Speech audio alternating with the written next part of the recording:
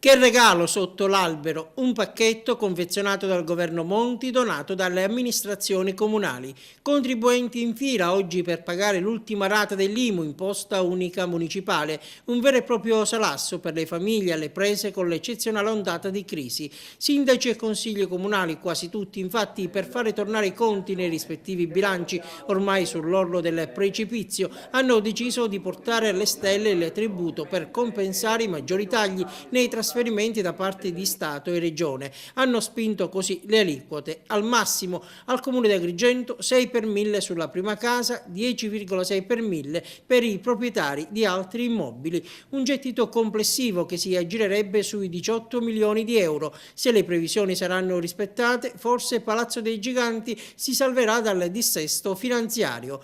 È il sindaco di Agrigento Marco Zambuto che al momento dell'introduzione dell'IMU aveva proposto la disobbedienza civile, salvo poi tornare sui suoi passi. Oggi annuncia se si concretizzerà seriamente la volontà del governo di trasferire tutto l'introito dell'IMU nelle casse del comune, oggi è solo al 50%, nel 2013 saremo nelle condizioni di ridurre le aliquote. C'è invece chi, come il consigliere comunale Andrea Cirino, è convinto che l'abbattimento sarebbe potuto avvenire anche per il 2012. Perché il Comune ha inviato 12.000 accertamenti per quanto riguarda l'ICI del 2008 e io ritengo che 12.000 accertamenti porteranno nelle casse del Comune almeno 3 milioni di euro.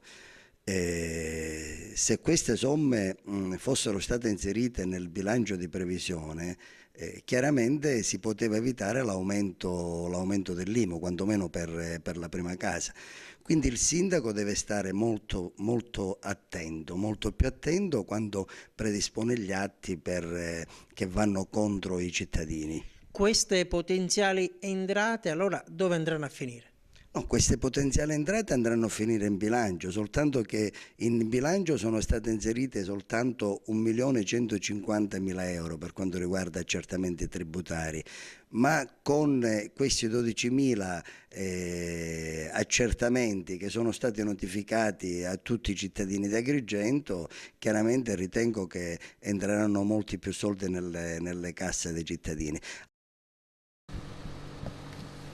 Code interminabili e clima ad alta tensione, quella che si respira oggi davanti agli sportelli postali dell'Interland agrigentino. Ultime ore per pagare la famigerata IMU, che colpisce tutti, dai disoccupati ai lavoratori a tempo indeterminato, perché è un'imposta che intacca la proprietà. La gente è stanca, preoccupata ed arrabbiata. Io sono disoccupato, quindi in un bilancio familiare, in queste condizioni economiche, capite benissimo qual è il problema di sopravvivenza quasi.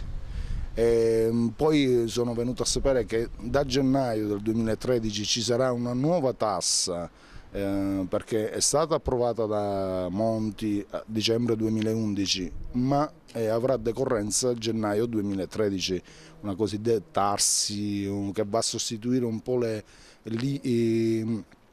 TIA e la TARSU, e in più si aggiungerà una percentuale sulla superficie calpestabile, quindi nuovamente la casa sarà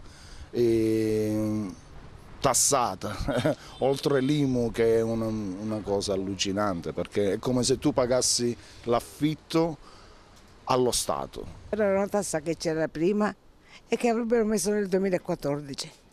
E il fatto che il Comune di Agrigento abbia messo l'aliquota al massimo? E mi lascia un pochino perplessa, perché prima il sindaco aveva detto che avrebbe applicato la tariffa più bassa, però...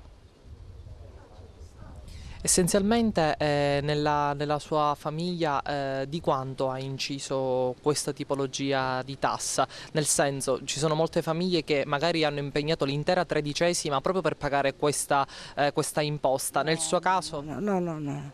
Quanto ha inciso nel suo bilancio familiare questa tassa?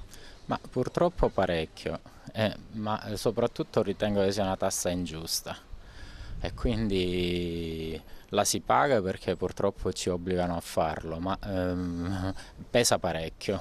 Perché secondo lei è ingiusta?